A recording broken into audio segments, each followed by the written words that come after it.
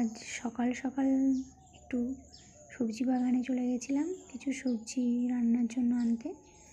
ঘুরে ঘুরে দেখছিলাম বেগুন গাছগুলোতে ফুল এসছে, বেগুনও হয়েছে বেগুন।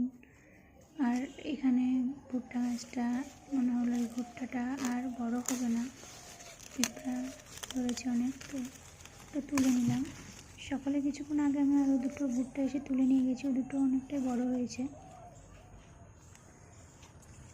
আর লাউ শাক, কুমড়ো শাক গাছ, সবুজ লাল ডাঁটা শাকও আছে, এগুলো একদিন তুলে ভাজা করা হবে। লাল শাক ভাজা খেতে আমার বেশ ভালোই লাগে। পানি কচু গাছ,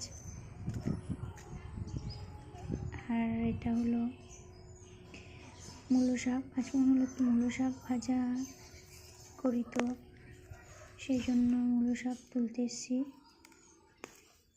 মূলো শাকের সাথে যে গোড়ায় যে অল্প অল্প মূলো হয়েছে সেটা দিয়ে আলু দিয়ে বেগুন দিয়ে একটা তরকারি করবো ভাবছি।